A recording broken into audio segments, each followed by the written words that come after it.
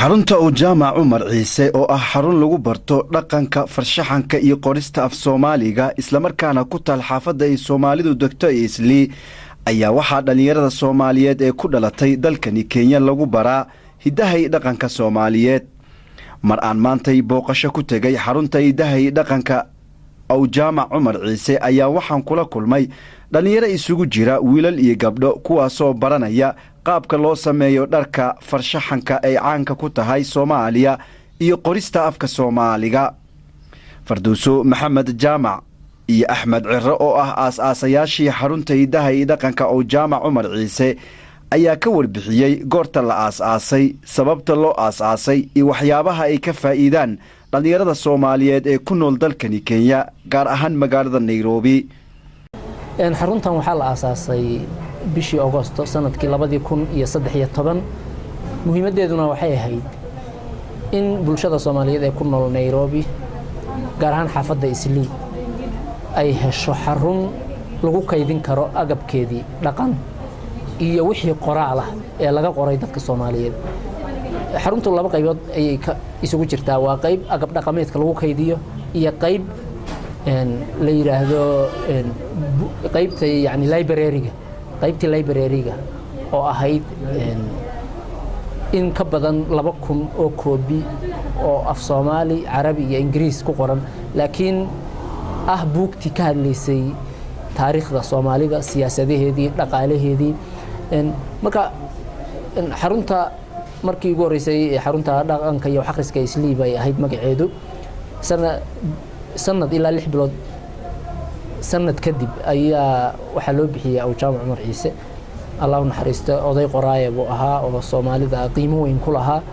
taasi ay xaruntu u qabatay ayaa dadkii aqoon-yahanada ah ee ka soo qayb galay soo jeediyeen in loogu magac daro sidaasayna magacan kula baxday marka muhiimadda marka xarunta ay leedahay waxay tahay saan ognahay dadku dhaqanka khalad bay ka fahansan yihiin يعني dad baa dhaqanka kaliya waxay u haystaan gabdho dhar soo xidha iyo wiilal go'yaal xidha oo ciyaara iyo wax saas ah laakiin dhaqanku saas maaha dhaqanku inta uu ka mid weyn dhaqanku waa nolol dhameystiran wuxuu leeyahay qayb caafimaad wuxuu leeyahay qayb xoolo dhaqasho oo cilmigii xoolaha ah wuxuu leeyahay qayb deegaan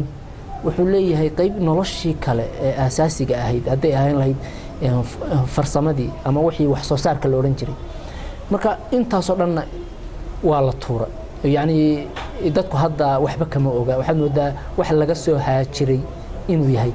marka muhiimadda marka ay leedahay waxay tahay in dadkii la baro haday farsamadii gacanta ahaan lahayd oo gabdhihii iyo haweenkii in daabicii falkintii cawda wixii la oran jiray aleeshii kuushi yani waxyaabahaas oo dhan in la sameeyo dhiilihii iyo haantii inay yani waxaas oo dhan waa wax runtii qiimo badan leh oo meelaha wax soo saarka bulshooyinka iyo xadaaradahuna meelahay ka bilowdaan ay tahay aad iyo aad ayaan ugu mahadcelinayaa bahda Universal oo maanta nagu soo boqotay xarunta dhaqanka cilmi baarista iyo akhriska ee jaamac Umar Ciise haddaad aragto baasha aan gacanta ku hayo bahal ubaxa la gashado gabdho Soomaaliyeed baan sameeyay haddii ilaahay mana toddobaadka dhaqanka ay ugu soo qayb galiyaan toddobaadka dhaqanka iyo aqoon iswadaarsiga waxaan ka dhignay inuu ahaado inaan la dhin alla maran soo qaadanayo waa aadaya ee qof walba inuu wax la yimaado soo waxaan rabnaa qof walba xirfadiisa inuu la yimaado haddii ilaahay idmo oo uu soo bandhigo halkaan dambiishan gabdhaha sameeyay oo ma aragtay haddii ilaahay ku roon yahay waa gadayaan kabadan waa la sameeyay maamacana baa noo samaysay oo tiri gurigeygii aan anu ku aroosay bay tiri kulli ana gacanteeda ku samaystay hadda waa iga maqan tahay raraana way noo keentay meel baan gelinay way meeshay qaadi kari weyday reer waa weyn maxaa borsana waa la gadayaa gabdhaha sameeyaha marka waxaan runtii dhiirigelinaynaa dhiirigelinta farshaxanka iyo ma aragtay ii sheeg wax qabsashada ayaan aad iyo aad u dhiirigelinaynaa waxaan aad iyo aad u ma aragtay u isticmaalaynaa dhinacyo badan oo kala nooc ah dhinaca dhalinyarada in wax la fahansiiyo oo qoraalkii sameeyaan Maxamed Nuun baa noo sameynaya dhalinyarada inay iska hadlaan oo wax qoraan oo buugta soo saaraan oo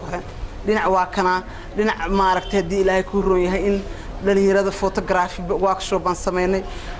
workshop kale waxaan sameynay la yiraahdo seminar kale la yiraahdo dhalinyaro sidee siyaasadda u fahmi karaan iyagoo aan qabiil ku dooranin qofka ay qofka aqoontiisa ku dooran karaan midna waxa waaye dhiirigelinta ma aragtay ii sheeg aartiga iyo farshaxanka oo isagana imaan doona waxa marka aad iyo aad aan u mahad celinaya gabdhaha dhagaha sidoo kale waxay sameeyaan iyo gabdhahoo dhanba xinnaha ayay bartaan oo ay lacag ka sameeyaan gabar waxaa jirta hadda 12 jidha oo ciidii 2,000 shilin bay ka heshay guriga u dhawaa oo gurigii dadkii dariska ahaa dhan bay tiri kaale xinna idin mariyo waa 12 jir marka waxaan rabnaa sidaa inuu qof walba u fahmo inuu lacag ka sameyn karo ma aragtay xinna waxaan kale aad iyo aad u dhiirigelinaa mar walba saaluunada sidii waxay dhahaan gabdho madow kariya madaxii daba soo gabdhuhu inay madax dabida bartaan lacagna ka sameeyaan Fardowso Maxamed waxa ay ka mid tahay gabdhaha ka shaqeeya xarunta idaha iyo dhaqanka oo jaamac Umar Ciise waxa ayna gacanteeda ku sameysay mid ka mid ah waxyaabaha qaaliga ah ee lagu iibiyo xarunta magacayga waxaan ahaa Qasmi Maxamed Xiire waxaan dhisnaa xarunta oo jaamac waxaan sameeyaa farshaxan wax isla sameeynaa kanoo kale hadda maxaa ka sameysay أنا waxaan ka sameeyay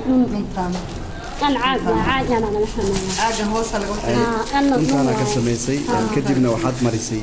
كانوا كلها تكلم كلام صار عمل هاي waxaan u sameeynaa farshaxan ay nooca sameeynaa marka waxaad kaga qayb qaadanaysaa xarunta dhaqanka marka waxay ka qayb qaadanaysaa toddobaadka dhaqanka bas waxaan niri fartun keen baan bas gabdhaha waan ku saan ku sheegay gabar walba waxa ay sameysay bay kaaga qayb qaadanaysaa soo fartun kuwana badan ay sameynaysaa toddobaadka dhaqanka way gadaysaa iyada lacag heli doonta xaruntan idaha iyo dhaqanka ee loogu magac daray Rabbi ha u naxariistee oo jaamac Umar Ciise oo ka mid ahaa qorayaashii Soomaaliyeed ee caanka ka ahaa geyga Soomaaliya ayaa noqonaysa xaruntii ugu horeysay ee dhaqan ee laga hirgeliya dalkani Kenya